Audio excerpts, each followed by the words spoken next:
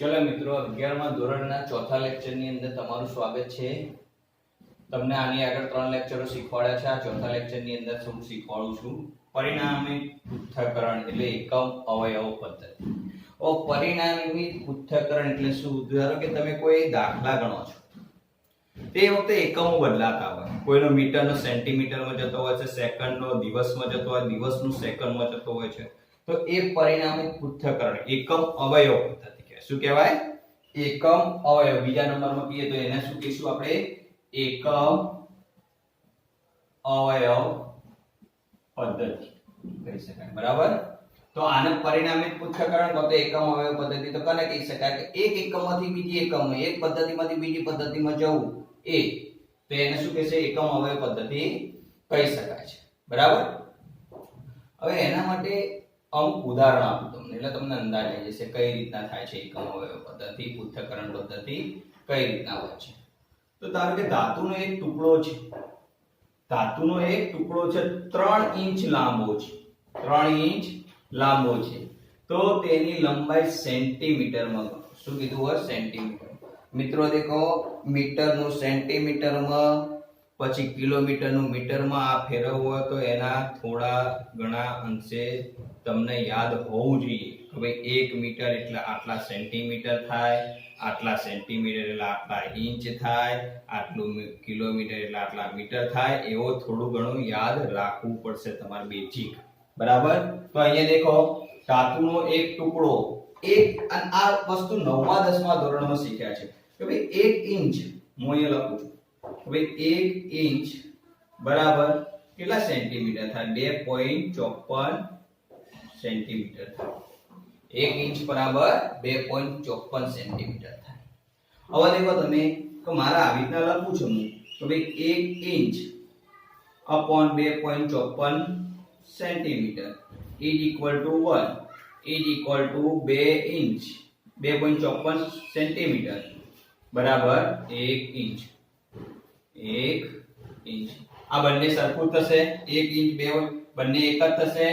બંને એક જ થાય કે ના થાય? 1 ઇંચ બરાબર 2.54 સેન્ટીમીટર થાય કે ના થાય? કો તો હું એમ બોલું કે 2.54 સેન્ટીમીટર બરાબર 1 ઇંચ, કો તો હું એમ બોલું 1 ઇંચ બરાબર 2.54 સેન્ટીમીટર, બંને સેમ થશે, બરાબર। હવે આને શું કહેવાય? એકમ અવયવ કહેવાય। આ એકમ અવયવ। હવે એકમ અવયવને કોઈ બી સાથે ગુણીએ તો કોઈ ફરક પડવાનો નથી, ખાલી એને એકમમાં ફરક પડવાનો। એકમ અવયવને કોઈ બી સાથે ગુણો તો એને એકમમાં ફરક પડશે।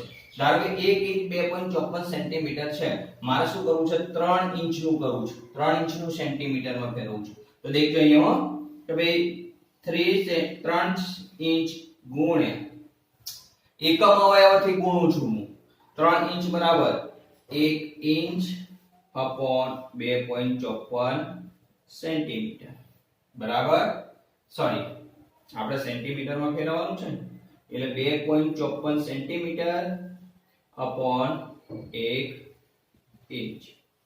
તો આ ઇંચ છે, આ ઇંચ જતો રહ્યો, બરાબર। તો e ઇક્વલ ટુ જવાબ આવશે 2 ગુણ્યા 2.54 સેન્ટીમીટર, 2 ગુણ્યા 2.54, આ 3 ગુણ્યા સોરી 3 ગુણ્યા 2.54 સેન્ટીમીટર, આ એનો જવાબ આવ્યો। તો આની પરથી ખબર પડી, ઇંચમાં મેં તમને સેન્ટીમીટરમાં ફેરવ્યા, ઇંચમાં શું કર્યું? સેન્ટીમીટરમાં ફેરવ્યા। એવું એક બીજું ઉદાહરણ આલો કે જે સહેલું છે, તમને ખબર પડશે, એકદમ સહેલું છે અને તમને ખબર પડશે કે ભાઈ 2 દિવસની સેકન્ડ કેટલી થાય? 2 દિવસની સેકન્ડ કેટલી થાય? તો પહેલા તમે સમજો, ડાયરેક્ટ સેકન્ડ દિવસમાંથી ધીરે ધીરે એના નીચેના એકમમાં જવાનું, ઉપરનો એકમ હોય તો ધીરે ધીરે ઉપરના એકમમાં આવવાનું, નીચેનો એકમ હોય ધીરે ધીરે નીચેના એકમમાં જવાનું। તો 1 દિવસ સમજો, 1 દિવસ બરાબર 24 કલાક, 1 દિવસ બરાબર 24 કલાક, 1 કલાક બરાબર 60 મિનિટ અને 1 મિનિટ બરાબર 60 સેકન્ડ। એટલે તમે આ દિવસથી સેકન્ડ તરફ આવી ગયા, દિવસથી સેકન્ડ તરફ આવી ગયા। હવે કેટલા છે? 2 દિવસની વાત થઈ, કેટલા દિવસની? 2 દિવસની। હવે દેખજો હું કરું છું, અહીંયા મેં તમને શીખવાડ્યું કે ભાઈ 1 દિવસ upon 24 કલાક બરાબર is equal to 1 is equal two 24 કલાક અપોન 1 દિવસ. આ બંને એકમ અવયવ સેમ થાય કે ના થાય, સરખા થાય કે ના થાય? એવી જ વસ્તુ આની અંદર કરું છું હું, દેખજો 1 કલાક upon 60 minute is equal to 1 is equal two 60 minute upon 1 કલાક બરાબર. હજી નીચે આવો, 1 minute 60 second is equal to 1 અને 60 સેકન્ડ અપોન 1 મિનિટ. સરખું થાય કે ના થાય? બધું એક એક હે. મારે જે 2 દિવસ ના કરવા છે, તો હવે સમજો લેજો. હવે સમજો 2 દિવસ 2 દિવસ ગુણ્યા દિવસનું સમય ફેરવવાનું છે પહેલું કલાકમાં, તો આ લઈ લઉં હું. દેખજો 24 કલાક ભાગ્યા 1 દિવસ ગુણ્યા દિવસ થાય દિવસે જતો રહેશે. હવે કલાકનું સમય ગણો મિનિટમાં, તે 60 મિનિટ ગુણ્યા 1 કલાક ગુણ્યા 60 મિનિટ 1 કલાક ગુણ્યા હવે કેવું આવ્યું 60 સેકન્ડ ભાગ્યા 1 મિનિટ. મળી જે સેકન્ડ છેલ્લો 60 સેકન્ડ મળી ગયો તમને. અહીંથી દિવસથી સેકન્ડનો એકમ મળ્યો કે નહીં મળ્યો? મળી ગયો. નીચે મિનિટ સમજો. આ દિવસે આ દિવસ જતો રહ્યો, કલાકે કલાક જતો રહ્યો, મિનિટે મિનિટ જતો રહ્યો. કયો વધ્યો? એકમ સેકન્ડ વધ્યો. એટલે શું થશે દેખો તમે, 2 ગુણ્યા 24 ગુણ્યા 60 ગુણ્યા 60 સેકન્ડ. મળી ગયો કે ના મળી ગયો? આનો જવાબ કેટલો થશે? 1 મિનિટ કહું તમને હું. જવાબ થશે 17,2800 સેકન્ડ. આ રીતના પરિણામિત પૃથ્થકરણ થશે. આ રીતના પરિણામિત પૃથ્થકરણ આ રીતના થતો હોય છે બરાબર. આ રીતના પરિણામિત પૃથ્થકરણ થતું હોય. બીજું ઉદાહરણ તમને કહીએ તો કેવું થાય દેખો તમને કહું. ધારો કે એકમ અવયવ 2 લીટર દૂધ છે, એનું મીટરમાં 2 લીટર દૂધનું મીટર ક્યુબમાં કદ ગણો. સમજો એક્ઝામ્પલ. 2 લીટર દૂધ લો, પાણી લો, દૂધનું મીટર ક્યુબમાં કદ ગણો. મીટર ક્યુબમાં કદ ગણો. તો આની અંદર તમને ખબર પડવી જોઈએ શું આવ્યું છે. મેં દેખો આની ગુણાકારમાં જવું પડશે, ભાગાકારમાં જવું પડશે બરાબર. કોઈને ભાગવાય પડશે, કોઈને ગુણવાય પડશે બરાબર. તો પહેલા દેખો તમે 1 લીટર બરાબર કેટલા સેન્ટીમીટર થાય? તો 1 લીટર બરાબર 1000 સેન્ટીમીટર ક્યુબ. 1 લીટર બરાબર 1000 સેન્ટીમીટર ક્યુબ. આ મેં તમને આગલા લેક્ચરની અંદર શીખવાડ્યું કે લીટર હોય એટલે ચોરસ ડબ્બાની અંદર આપણે પેક કરી શકતા હોય તો લંબાઈ ગુણ્યા ઊંચાઈ ગુણ્યા પહોળાઈ કરી શકીએ એટલે એનો સેન્ટીમીટર ક્યુબ એનો એકમ થઈ શકે. યાદ આવ્યું બરાબર. એટલે તમે કહો 1 લીટર બરાબર 1000 સેન્ટીમીટર થાય. તો 1 મીટર બરાબર 100 સેન્ટીમીટર થાય. 1 મીટર બરાબર 100 સેન્ટીમીટર થશે. હવે મારે મીટર ક્યુબમાં લાવવું છે એટલે અહીંયા મારે ઘન કરવો પડશે. તો આવું લખી શકો તમે. સમજો આ 1 મીટર વાળું 1 મીટર અપોન 100 સેન્ટીમીટર બરાબર ઇઝ ઇક્વલ ટુ 1 અને is equal to 100 centimetre upon 1 metre. આવું લખી શકાય કે ના લખી શકાય? હા લખી શકાય. હવે મારે શું કરવાનું છે? મીટર ક્યુબમાં લાવો છે તો મારે આને ઘન કરવું. શું કરવું પડે? ઘન કરવું. આને ઘન કરવું અને આને ઘન કરવું. કોઈ ફરક પડે? કોઈ ફરક પડે નહીં. બરાબર, કોઈ ફરક પડે નહીં. હવે સમજો તમે સેન્ટીમીટર નો એકમ મને અહીંયા મળ્યો છે, આ બે સેન્ટીમીટર નો, એટલે મારે લીટર માં સેન્ટીમીટર માં ફેરવ્યું છે, તો હું આવું લખી શકું. દેખો એ હવે હું લખું 2 લીટર ગુણ્યા 2 લીટર ગુણ્યા 1000 સેન્ટીમીટર ક્યુબ, બરાબર, 1000 સેન્ટીમીટર ક્યુબ. અહીંયા 1 આપણે લખવું હોય 1 લીટર તો લખી શકીએ, બરાબર, ગુણ્યા હવે લીટર છે મારે, બરાબર, લીટર નું મેં શું કર્યું હતું, સોરી હો, લીટર નું મારે સેન્ટીમીટર માં કરવું છે. લીટર નું 1 લીટર બરાબર મેં 1000 સેન્ટીમીટર ક્યુબ લખ્યા છે, તો 1000 સેન્ટીમીટર ક્યુબ થઈ ગયા, બરાબર. હવે સમજો તમે અહીંયા મારે મીટર ક્યુબ છે, તો આ મારે મીટર ક્યુબ લખવો પડશે. તો દેખો એ આ લખી શકું ભાગ્યા 1000 સેન્ટીમીટર નો ક્યુબ. સમજો કરું છું એ આ લીટર જતો રહ્યો અને આ સેન્ટીમીટર ક્યુબ છે, એટલે એ હું આ સેન્ટીમીટર ક્યુબ અહીંયા લખ્યો છે, એટલે આ ક્યુબ થયો કે ના થયો, આ ક્યુબ એ આ ક્યુબ જતો રહ્યો, બરાબર. અહીંયા મીટર ક્યુબ થશે અને અહીંયા 6 ઘાત થઈ જશે, 10 ની 6 ઘાત થઈ જશે, બરાબર. તો આવું થાય 2 ગુણ્યા 1000 ગુણ્યા 1 મીટર ક્યુબ ભાગ્યા 10 ની 6 ઘાત થાય કે ના થાય. હવે એ આ 6 ઘાત લખી છે, તો હું એ આ 3 ઘાત જતી રહે, એટલે 2 ગુણ્યા આ 3 ઘાત જતી રહે, 3 0 એ અહીંયા 3 0 થઈ જાય કે ના થઈ જાય, તો એ 10 ની -3 મીટર ક્યુબ થાય કે ના થાય. લખો એટલે લખાય કે ના લખાય, 2 ગુણ્યા 10 ની -3 મીટર ક્યુબ, બરાબર.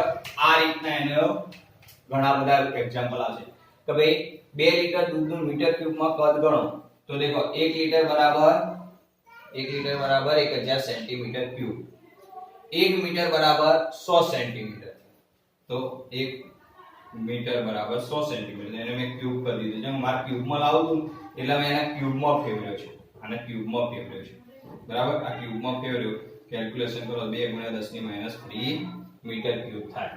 આ રીતના એકમ અવયવ પદ્ધતિ આવશે, ઘણા બધા એક્ઝામ્પલ આવશે, બરાબર. એ આપણે ફેરવવાના, ધીરે ધીરે તમે પ્રેક્ટિસ કરતા જશો ને એમ તમને આવડતું જશે, પ્રેક્ટિસ કરતા જશો ને એમ આવડતું જશે. ઓકે, ચલો મિત્રો, હવે મુદ્દા ઉપર જઈ રહ્યા છીએ આપણે. રસાયણ વિજ્ઞાન સંયોગીકરણના નિયમો, 5 નિયમો છે. રાસાયણિક સંયોગીકરણના 5 નિયમો છે. 5 નિયમો શીખવાના છે, એટલે તમને સંયોજન વિશે ખબર પડશે. સંયોજન કઈ રીતના બને છે. એમાં પહેલા દ્રવ્ય દળ સંચયનો નિયમ છે. પહેલો છે એ દળ સંચયનો નિયમ. 1789 ની અંદર એન્ટોની લિવોઝિયર નામના વૈજ્ઞાનિકે શોધ્યો હતો. એ નિયમ શું કહેતો હતો કે દ્રવ્યનું સર્જન કે વિનાશ શક્ય નથી. દ્રવ્યનું સર્જન કે વિનાશ શક્ય નથી. શું નિયમ કહેતો હતો ભાઈ કે ભાઈ દ્રવ્યનું સર્જન કે વિનાશ શક્ય નથી. દ્રવ્યનું સર્જન કે વિનાશ શક્ય નથી. દ્રવ્યનું એક સ્વરૂપમાંથી બીજા સ્વરૂપમાં રૂપાંતર થાય છે, પરંતુ એનું સર્જન કે વિનાશ શક્ય નથી. દ્રવ્યનું સર્જન કે વિનાશ શક્ય નથી. ધારો કે ઉદાહરણ લઈએ, આને શું કર્યું કે ભાઈ ઘણા બધા દહન ક્રિયા ઉપર ઘણા બધા પ્રયોગો કર્યા અને એના ઉપરથી એને આ નિયમ તાર્યો કે દ્રવ્યનું સર્જન કે વિનાશ શક્ય નથી. દ્રવ્યનું એક સ્વરૂપમાંથી બીજા સ્વરૂપમાં રૂપાંતર થાય છે. ધારો કે કોલસો છે, કોલસોને આપણે સળગાવીએ છીએ, બરાબર. એ દ્રવ્ય રહ્યો કોલસો, એ ઘન અવસ્થામાંથી વાયુ અવસ્થામાં રૂપાંતર થઈ જાય છે. ઘન અવસ્થામાંથી સળગાય એટલે એ વાયુ અવસ્થામાં રૂપાંતર થઈ જાય છે.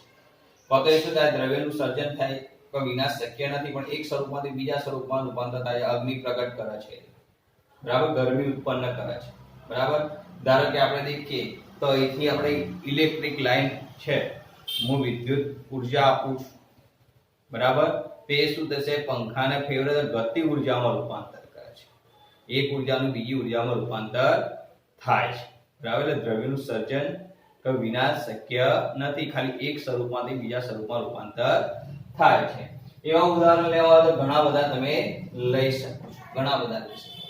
કારણ કે આપણે દેખીએ છીએ H2O છે, પાણી બનાવું છું H2 plus 1/2 O2 gives H2.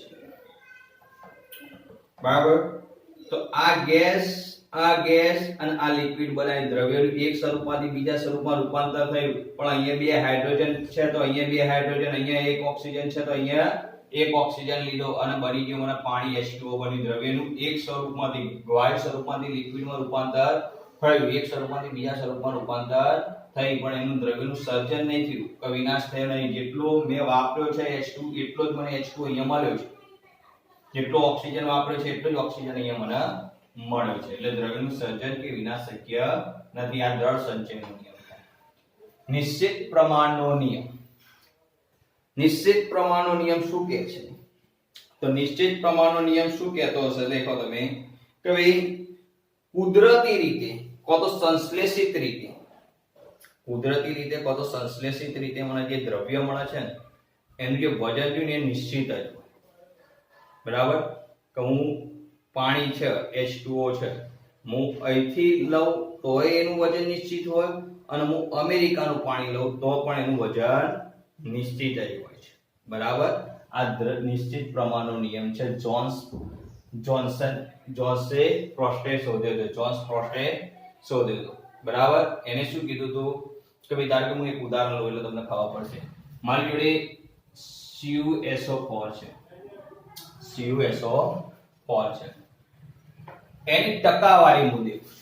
સમજો હવે CuSO4 ની ટકાવારી દેખીએ છીએ આપણે.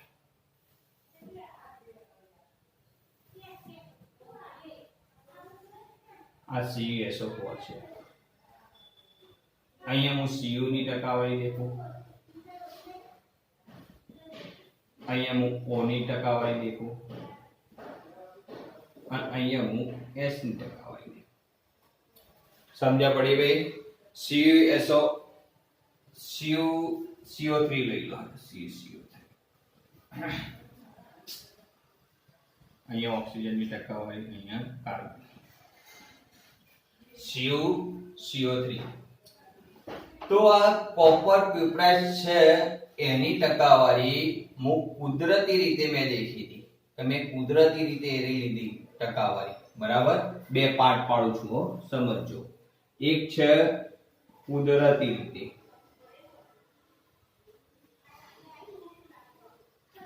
કુદરતી રીતે Cu ના ટકા શોધ્યા મેં, કુદરતી રીતે Cu ના ટકા શોધ્યા. તો કેવા આયા? 51.35%. કેવા આયા? 51.35% આયા. ઓક્સિજન ના દેખ્યા તો 9.73% આયા. ઓક્સિજન ના દેખ્યા તો 9.73% આયા, અને કાર્બન ના દેખ્યા તો 38.91% આયા. આ કુદરતી રીતે આયા. હવે હું એને સંશ્લેષિત માનવ સર્જિત રીતે દેખું છું. બરાબર, માનવ સર્જિત રીતે, ભાઈ સંશ્લેષિત રીતે, તો પણ એને કેટલા ટકા આયા? 51.35% આયા, 9.73% આયા, અને 38.91% મળ્યા મને. એટલે એના ઉપરથી નિશ્ચિત પ્રમાણનો નિયમ થયો કે દ્રવ્ય છે એ તમે કુદરતી રીતે લો કે પછી માનવ સર્જિત લો, પણ એની અંદર રહેલી ટકાવારી નિશ્ચિત જ હોય છે. ધારો કે હું લઈ લઉં છું કે ભાઈ NH3 લઈ લઉં, H2O લઈ લઉં. હવે H2O લઉં તો બે હાઇડ્રોજન છે અહીંયા, પર હાઇડ્રોજનના પરમાણુ કેટલા? બે પરમાણુ હાઇડ્રોજન છે અને એક પરમાણુ ઓક્સિજન છે. હવે આ કુદરતી રીતે હું પાણી, વરસાદનું પાણી માપો ને તો એની અંદર બે જ હાઇડ્રોજન મળશે અને એક ઓક્સિજન મળશે. અને માનવ સર્જિત બનાવેલું, ધારો કે હું કહું H2 હું બનાવું છું, H2 plus O2 gives H2O બનાવું છું. બરાબર, તો એ જે મને મળશે ને તો એની અંદર એ દેખો બે જ છે, બે હાઇડ્રોજન પરમાણુ અને એક ઓક્સિજન પરમાણુ. અને વરસાદનું પાણી લઈને તો બે હાઇડ્રોજન અને એક ઓક્સિજન પરમાણુ મળશે. એટલે એ નિશ્ચિત પ્રમાણનો નિયમ છે. કયો નિયમ કે છે? નિશ્ચિત પ્રમાણનો નિયમ કહે છે. શું કહે છે નિશ્ચિત પ્રમાણનો નિયમ? કે ભાઈ કુદરતી રીતે કાં તો સંશ્લેષિત માનવ સર્જિત રીતે પદાર્થ સંયોજન મળે છે તો એનું પ્રમાણ કેવું હોય છે? નિશ્ચિત જ હોય છે. પ્રમાણ કેવું હોય છે? નિશ્ચિત જ હોય છે. બરાબર. બે નિયમો ખબર પડી. એક દળ સંચયનો નિયમ, દ્રવ્યનું સર્જન કે વિનાશ થતો નથી, અને નિશ્ચિત પ્રમાણનો નિયમ. આ બે નિયમોની અંદર ખબર પડી. પછી આગળ બીજા ગુણક પ્રમાણના એ ચલો